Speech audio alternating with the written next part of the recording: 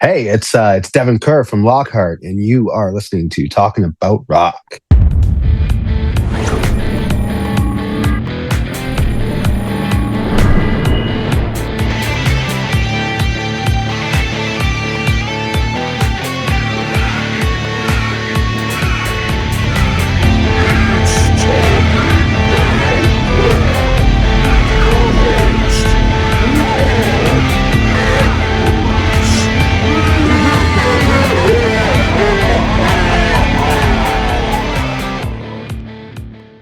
Okay, today's guests are a new melodic rock A&R band from Canada, fusing synthesizer-fueled 80s arena rock with classic hard rock. LockHart issued their debut EP No Chance in 2022, followed by the single City Pulse in 25. The band is signed with High Roller Records, and their first full-length album, City Pulse, is now ready to be unleashed to the public. Joining us now, let's welcome Devon Kerr from LockHart. Devon, how are you, man? I'm great. How are you? Doing really well, man. So, like we were saying, the debut album drops. I think it's July 3rd. And you guys are streaming a single right now, Together as None. Amazing sounds, man. I'm loving this. Oh, Tell us about it. Yeah, I mean, the album's been in the works for a long time. I think I started writing these songs back in 2014 when I lived in the same place as the Cauldron guitar player, Ian. I showed him these tunes and that I was working on, and he kind of pushed me in the right direction. And, being so close with Ian, I knew Jay pretty well too. And once I showed him the songs, he kind of wanted to get on board with recording them. Fast forward, 8 years later, and finally, got to the studio and made them come to life. So that came with the EP, and a couple of years later, after a long writing process and polishing process, we're ready to release the album. Yeah, very, very cool. So we talked a little bit about your other members. Talk to us a little bit about, you got Jason on bass, and I think you got Fabio on drums here. Yeah, exactly. So Fabio he's actually from Italy. He's made his name in bands like Annihilator and Bonfire, and currently he's the touring drummer in the great band Enforcer. He's done a great job. He wrote all of his drum parts. We did not hold Fabio back or put him in a box at all, which I think he appreciated, and maybe he's a little used to in other bands he plays in. People are kind of controlling the production more. This is my assumption. I have no idea, but just based on his reaction to the record and how we literally let him do exactly what he wanted to do. I find that's a concern for a lot of artists, especially on a debut album, right? So usually whoever's producing and mixing it, they're probably gonna let their thoughts be known, shall we say, and maybe you go with what they offer a little bit more. Who's ever producing it or mixing it a lot of times, you know what I mean? Or if you're lucky, you get someone to work with, that's real flexible and listens to your ideas and understands the vision of what you're trying to do. You know what I mean?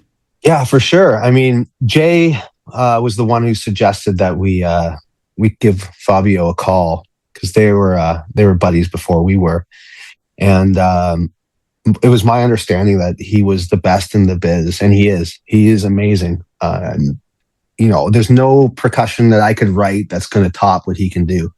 So, I mean, the moral of the story is trust the process, trust the drummer, and the reason the songs sound the way they do on the percussive side has nothing to do with me. It's entirely Fabio's skill and intuition. Yeah, and a lot of people have been commenting. They're hearing a lot of different, A&R kind of styles or bands represented in here. Maybe a little Journey, a little Boston, a little Foreigner, a little REO. Is that the music you grew up listening to? Was there one of those bands that you would point to that say maybe was more of an influence for you, or is it just this project? I grew up listening more to heavy metal music, traditional metal. But now I'd say for the last 15 years, I've been very hard rock or AOR orientated. And I mean, my favorite band of all time is Survivor. I think that I've never really listed them as an influence or anything, but I mean, every single Survivor song from their first record all the way to their last record is right here. And there's no way I could say that they haven't influenced my writing or anything. But you got Journey and Boston and all these other classic, rock bands from the 70s and 80s that definitely, inspired the band. We actually used the Rockman pedal in this new record to achieve that classic Boston guitar tone on our leads. So excellent. Yeah, definitely super recognizable, right? I mean, all those bands we named, right? Journey, Boston, For Ariel. You don't even have to say who it is when one of their songs come on, right? You know that style, you know that singer probably, or who the original singer was, at least. But you hear that in their music, you know it. They've built that niche for their sound, when that A&R was so popular. So obviously the vocalist and the guitar player for the band. Can you say who maybe influences your vocal sound or your guitar sound or anything like that? Who you looked up to, when you were starting out, maybe? Sure. I would say vocally, at least on this record, I tried to kind of bridge the gap between vocalists like I think it's Darren Warren from the band Dare, or the keyboardist at Thin Lizzy. He has a really soft voice in his own band. I tried to blend that with Dave Bickler from Survivor, who has more of a desperate sounding voice. And I just tried to keep control. So a little different than the EP where I was more belting. I tried to blend those two singers. So someone who's like Darren Warren, pretty tame, and Dave Bickler, who's got that passion in his voice.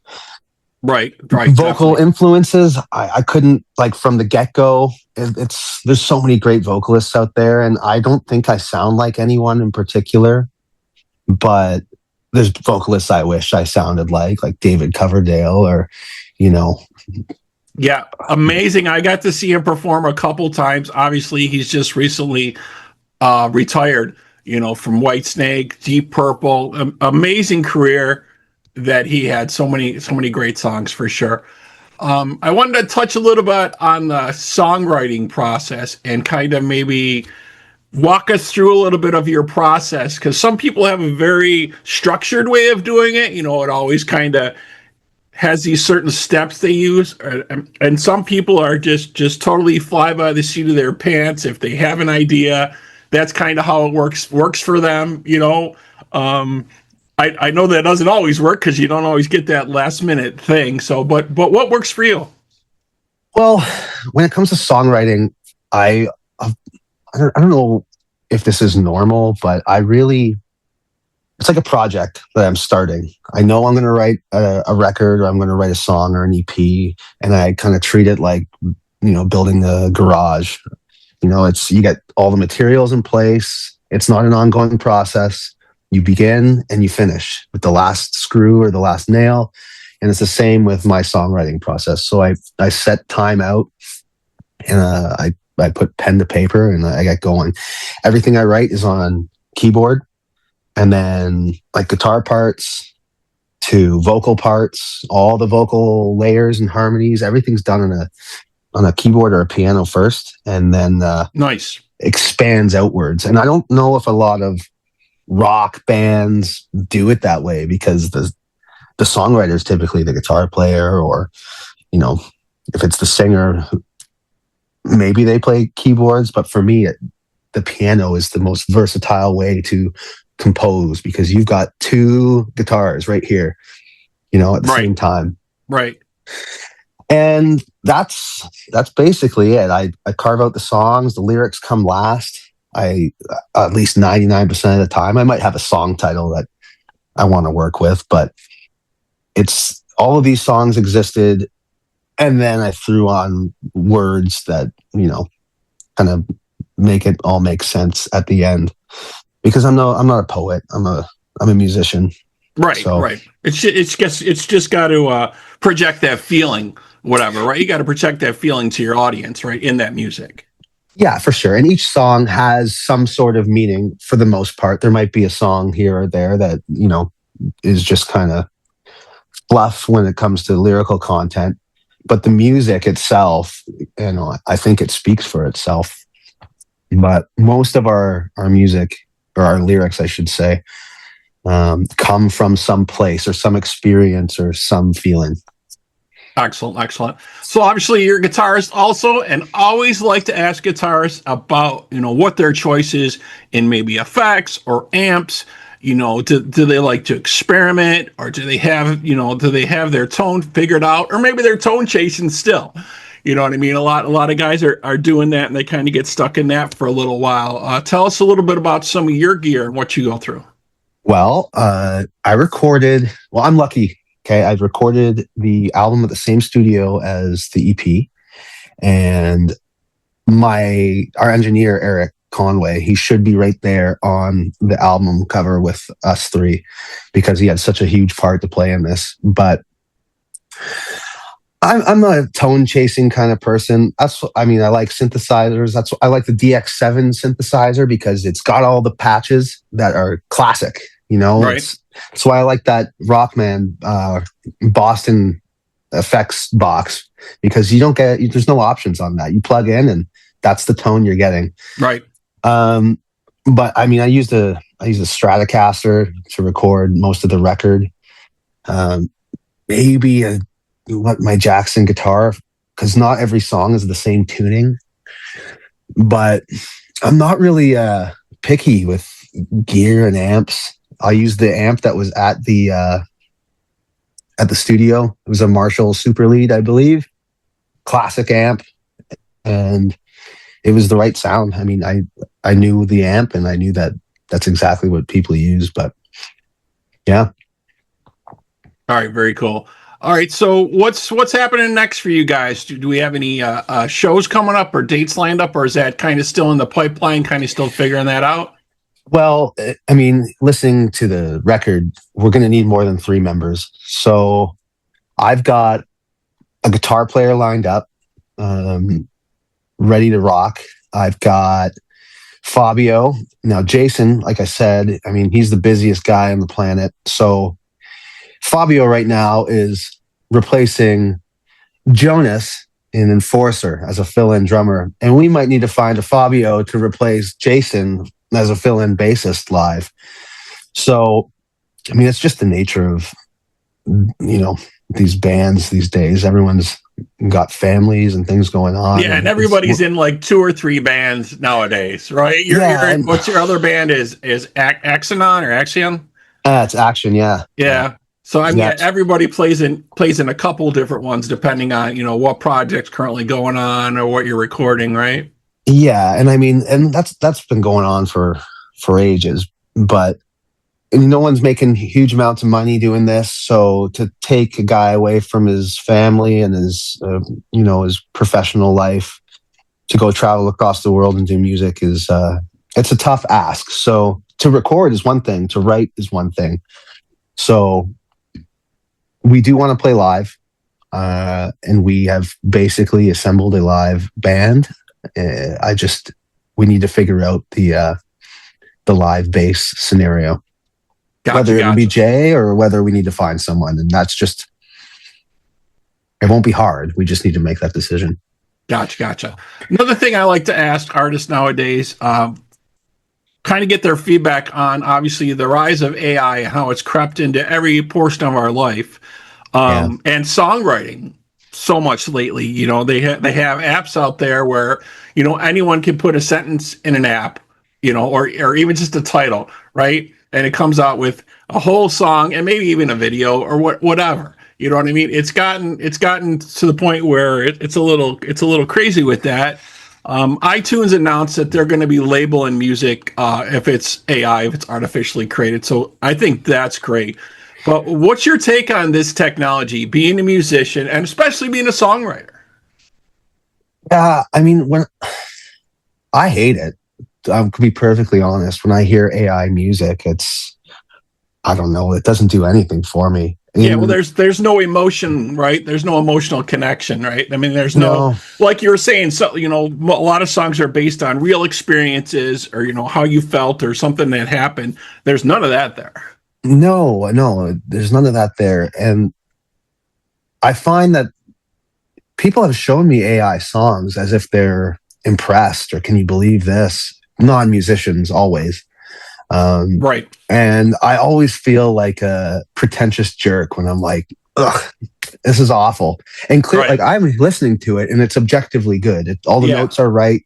The timing's perfect. The vocalists are incredible, but I can hear the artifacts in the singing. I can hear that it's not real.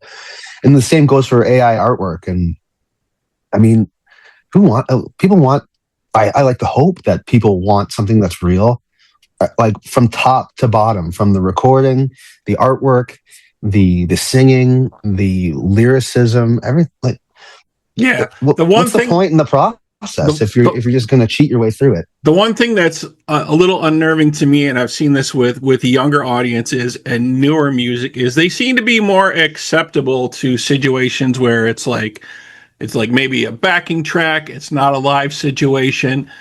I mean, I don't know if that's the majority. I just hear a lot of feedback on that where they're just happy to hear the music and they're not really thinking about what goes into it. But I don't think I think they're missing the boat because the live experience is what this is all about. Live playing, real Yeah. instruments, real music, real people. I think they're missing that experience. But I see. I don't know if you can comment on that. If you've seen that type of scenario with newer music, newer younger audiences, right? Yeah, for sure. I mean, I'm not a fan of backing tracks at all. I don't even like the idea of playing along to a click track live.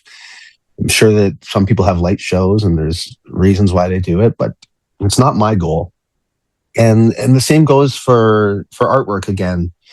There's plenty of bands out there that sound so great. They're amazing bands. And then I look at the album cover and I go like, what's going on here? Like it's a digital art and there's nothing wrong with digital art, but to the extreme that there's no, I don't know. It seems like pre-AI, but totally fake. And it just seems like you remember when like Star Wars came out in like 2001 and it was very CGI and The remake, you mean the remake? The remake, yeah, because the original like, was 77, yeah. Yeah, of course. But the original was fantastic. It was so much work went into making it look like that, and then people thought that that it would look better if they digitized everything. And right, because they had to resell it again. And it's you look back now and you're like, this looks terrible.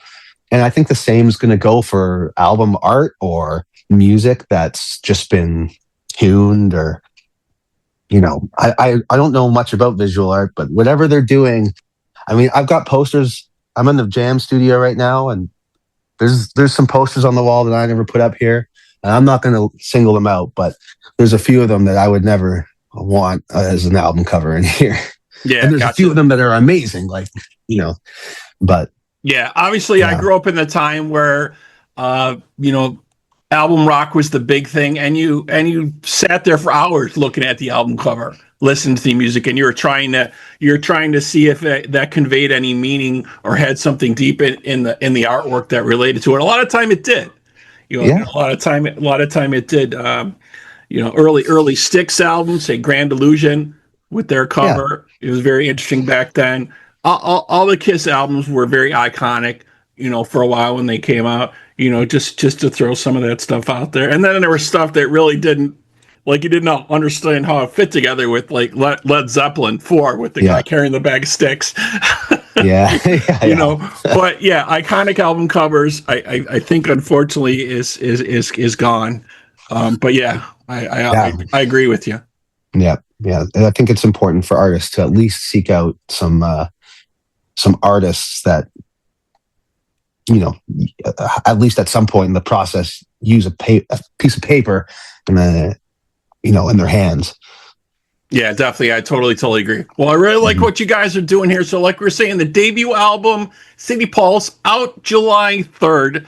The first single, I believe, Together as None, is streaming now. All right. So very cool. All right, man. So this wraps up this episode of Talk About Rock. Thank you to my guest today, Devon Kerr, and to our audience out there. We hope you're doing your part by keeping the torch alive and supporting live music wherever you are. Devon, again, thank you, man. Thank you. Have a great night.